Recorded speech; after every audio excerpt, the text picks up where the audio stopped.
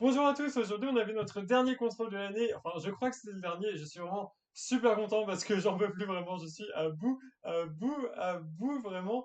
On avait une synthèse aujourd'hui, vous voyez, de 8h à 13h, vraiment c'était épuisant ce truc, un texte sur les élites, c'était vraiment insupportable. Il y avait, bon je vous raconte ma synthèse, il y avait deux textes qui se ressemblaient mais à l'identique vraiment, les trucs ils étaient tellement semblables, j'étais en mode mais comment on est censé différencier ça? Et puis il y avait un autre texte qui était un texte de Durkheim qui avait rien à voir avec les autres. Déjà, il parlait pas des mêmes élites. Les autres, ils parlaient des élites plutôt économiques et tout. Et Durkheim, il parlait des élites intellectuelles. Et du coup, vraiment, pour faire le rapprochement, etc. Enfin bon, une catastrophe.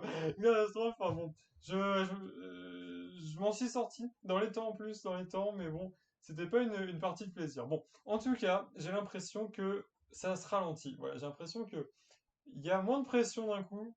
J'ai l'impression que avec les conseils de classe qui vont arriver, vraiment, on a la vie un petit peu plus tranquille. Voilà, on est un petit peu, on peut souffler un petit peu. Voilà, et c'est là, c'est ça qui me fait prendre conscience que, comme je vous l'ai dit, j'en ai vraiment pas mal fait ces dernières semaines, et là, je suis vraiment, vraiment à bout. Voilà, il était temps qu'on en finisse. Bon, ouais, un air de fin d'année, un air de fin d'année, parce que j'ai l'impression que le rythme commence doucement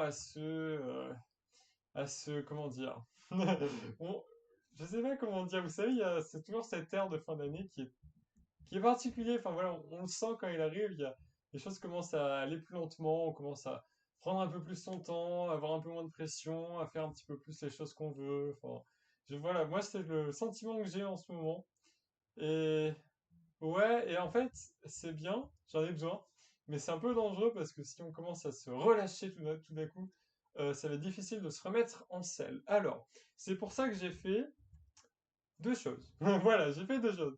J'ai fait d'abord des courses, c'est-à-dire des courses de manuels scolaires que je vais vous présenter, et j'ai fait ensuite euh, j'ai fait ma liste. J'ai fait ma liste de ce que j'aimerais bien faire durant ce mois de juin. Et si j'arrive pas à le faire pendant ce mois de juin, je le ferai, je pense, pendant les vacances d'été. De toute façon, c'est des choses que je dois faire. Alors, je vais vous lire ça. Je vais vous lire ça. Donc, cette vidéo n'a pas beaucoup d'ambition, si ce n'est de vous parler un petit peu de ce que je vais faire ce mois-ci. Alors, déjà, fichier. Alors, il y aura beaucoup de fichiers là-dessus, hein. Fichier mon vocabulaire d'anglais sur mon téléphone. Oui, parce que il y a un truc que je fais tout le temps, c'est que dès que je croise un mot en anglais que je ne connais pas, je vais sur Google Traduction sur mon téléphone, je prends une capture d'écran et après, charge à moi de repasser dans mes photos et de ficher tout ce vocabulaire que j'ai pris en capture d'écran. Du coup, ça, il faut que je le fasse et je crois que je l'ai pas fait depuis avril, mars-avril. Oh là là, il faut vraiment que j'y mette. Donc voilà, j'ai plein de vocabulaire qui m'attend. En plus, c'est du bon vocabulaire, si vous voulez, c'est du vocabulaire que je prends dans mes écoutes, vous savez, du podcast The Briefing, que je vous recommande, voilà. Ensuite, ficher toute ma civilisation en anglais parce que je me suis rendu compte que j'avais une assez mauvaise méthode de travail en anglais. C'est que je me laisse un peu aller vraiment en anglais, c'est pas très bien. Je progresse en langue, mais au niveau de la civilisation, je me laisse un petit peu aller. Civilisation, alors vous m'avez posé la question, qu'est-ce que c'est? Quelqu'un m'a posé cette question, je m'en souviens, donc je vais vous le dire. En fait, en langue vivante, en prépa, vous avez deux principales orientations. En gros, vous avez une orientation langue, une orientation civilisation. Langue, c'est le niveau de langue, le vocabulaire, la grammaire, etc. Civilisation, c'est la culture du pays en question. La culture, alors la culture, c'est assez large, c'est vraiment les événements historiques, les auteurs, les faits, les grandes idées, les questions contemporaines, les questions qui relèvent de la société en question. Donc, par exemple, aux États-Unis, typiquement, on pourra parler de la question des Afro-Américains, de la communauté noire, comme relevant de la civilisation américaine, et voilà quelque chose d'intéressant à travailler. Voilà, donc civilisation, il faut que je le fiche, il faut que je m'en occupe un petit peu plus parce que vraiment je me suis un petit peu laissé aller, notamment au dernier contrôle qu'on a fait, c'était sur le travail et j'avais vraiment le sentiment que j'avais pas assez travaillé le thème et que j'étais, on peut le dire, et que j'étais un petit peu en mode ok ça va le faire, le travail je connais bien ça. Je connais bien le travail mais je connais pas très bien le travail en termes de civilisation anglo-saxonne. Donc voilà. Tout ça pour dire que tout ça pour dire qu'il faut que que je m'arrête pas là et que je continue voilà, sur ma civilisation. Alors ensuite, fichier. Fichier toute la micro et la macro de première année. La micro-macro, c'est super important. Et j'ai un problème, c'est que j'ai du mal à l'apprendre. Je sais pas trop comment le travailler en fait. c'est un peu dur à le travailler comme le SH parce que le SH c'est quand même bien différent de la micro-macro. Et je sais pas, j'ai vraiment un petit peu de mal en fait, j'ai besoin d'avoir une vision très synthétique des modèles, très synthétique du programme qu'on a fait. Et je pense que c'est pour ça qu'il faut que je fiche moi-même des événements, enfin des événements, non, des thèmes du programme du micro-macro, quoi, voilà, des choses qu'on a travaillées, enfin voilà. Tout ça, il faut que je le fasse, c'est important. Bon, ensuite, on va y arriver. On est à combien là? On est à 5 minutes, mais c'est pas possible. J'ai l'impression que je prends un temps fou dans mes vidéos en ce moment pour vous parler de quelque chose. Genre vraiment, je prends tellement mon temps, c'est terrible, c'est terrible. Bon, c'est pas grave. Alors ensuite, fichier, le chapitre de SH numéro 8, chapitre sur... alors là, j'ai fiché déjà la moitié du chapitre parce que j'avais mon DES dessus, mais là, la fin du chapitre, c'est sur l'environnement, un thème assez intéressant qui a d'ailleurs assez peu de place dans le programme de SH actuel, mais j'ai vu quelque part que dans le nouveau programme, celui que les premières actuelles auront, il y aura une place plus importante accordée à l'environnement. Donc c'est intéressant, voilà, c'est intéressant. Et c'est vrai que c'est juste une moitié d'un chapitre, et c'est une moitié centrale pourtant dans le programme. Et alors c'est, en fait, c'est un cours très dense. C'est ça qui me dérange un peu avec l'environnement, c'est que c'est très dense. Beaucoup de choses à apprendre dessus. Et pas. Et il faut s'accrocher, voilà, je pense, parce qu'il y a vraiment beaucoup d'auteurs. Il y a beaucoup d'auteurs.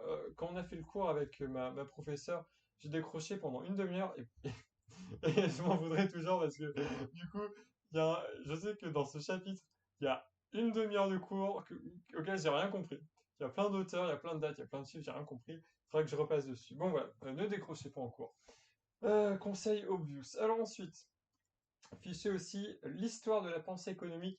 C'est une question importante, l'histoire de la pensée économique, parce que vous avez des sujets sur l'histoire de la pensée économique aux oraux et notamment aux oraux de HEC. Alors dans les sujets, j'avais vu par exemple passer, peut-on parler d'une révolution marginaliste? Y a-t-il eu une révolution keynésienne? Enfin voilà, des trucs comme ça. Voilà, il faut le savoir. Ah oui aussi, sympa. Ce sujet, il m'a fait peur en début d'année, maintenant il me fait un peu moins peur, c'est Marx est-il le dernier des classiques? Voilà, c'est sympa, je vous laisse réfléchir dessus, s'il vous plaît. Donc voilà, fichier l'HPE. Ensuite, ensuite, me faire un cahier de définition en ESH. Je m'en voudrais là encore toute l'année parce que au début de l'année, ma professeure a dit quoi? Je l'ai revu tout à l'heure. Enfin, j'ai pas revu ma professeure, j'ai revu ce que j'avais marqué au début de l'année. Et j'ai marqué se faire un cahier de définition pour toute l'année, évidemment. J'ai commencé à le faire jusqu'en septembre-octobre. Voilà, jusqu'en octobre, je l'ai fait. Et j'ai arrêté, et du coup, c'est pas bien. Et du coup, il faut absolument que je m'y remette et que je me fasse des définitions sérieuses qui tiennent la route. Et voilà, c'est tout. Ensuite, faire les exos de maths, voilà, parce que on a fini le programme en maths. Voilà. Donc vraiment, on a été super efficace. C'est vrai que au début d'année, j'avais l'impression qu'on allait tellement vite. Et je pense qu'il faudrait que je revoie certains chapitres parce qu'on est passé vite dessus et moi, j'ai pas assez accroché dessus. Du coup, il faudra que je revoie des choses. Mais là, du coup, on a fini le programme et on va s'entraîner à préparer les raisonnements des concours, à préparer des exercices difficiles. Voilà, des exercices difficiles, rien qu'avoir la tête. De des exercices Lyon, c'est pas très, je sais pas, c'est pas très motivant, voilà, je sais pas, bon, c'est pas grave. Ensuite, fichier, mes notes de livres et de France Culture, parce que, alors, je vous l'ai dit, je prends beaucoup de notes sur les livres que je lis, enfin beaucoup, pas beaucoup, mais un petit peu, et je prends des notes sur France Culture. Et du coup, il se passe quoi? Il se passe que j'ai à peu près 10, 15, 20, peut-être pas 20, mais 10-15 feuilles remplies de notes et que je dois les ficher. Et ça va pas se faire tout seul, et du coup, il faut que je m'y mette. Voilà, c'est tout. Et c'est tout. C'est tout ce que j'ai marqué sur ma petite liste. Petite liste. Oula. Petite liste. Alors, qu'est-ce que j'ai acheté aujourd'hui? Qu'est-ce que j'ai acheté aujourd'hui? Déjà, j'ai acheté le matériel indispensable en prépa, des copies doubles. Voilà. Et j'ai une pile de feuilles de maths qui fait à peu près cette épaisseur-là. Sur mon bureau. En fait, tous mes exos de maths, je les empile à côté de moi. Je sais pas si c'est pour me donner du courage ou pour me donner l'impression que j'en fais beaucoup, mais bon. En tout cas, voilà, on utilise beaucoup de copies doubles et j'en ai besoin. Donc j'ai fait des courses. Autre chose. Alors, deux ouvrages que j'ai achetés. Alors, j'ai attendu la fin d'année pour les acheter. Pourquoi? Parce que j'en ai pas eu besoin avant. Pourquoi j'en ai pas eu besoin? Je sais pas pourquoi, mais je sais pas, non, je sais vraiment pas du tout pourquoi j'en ai pas eu besoin, parce que j'aurais pu en avoir besoin, mais j'en ai pas eu besoin. Je comprends pas trop pourquoi, mais du coup, je me suis dit que c'était important que j'achète ces manuels. Alors, vous allez vous demander de quoi je vous parle. Je vous parle donc d'un manuel de civilisation en anglais. Civilisation, culte de civilisation américaine et britannique. Non, c'est pas. Alors, j'ai appris il y a quelques jours que ma professeure d'anglais écrivait des livres pour les prépas. Et j'ai regardé les noms, il y a pas ma professeure d'anglais dedans. Mais c'est pas grave, en tout cas, voilà, c'est un livre utile parce que en civilisation, j'ai souvent l'impression de me noyer un petit peu, de pas trop savoir où partir.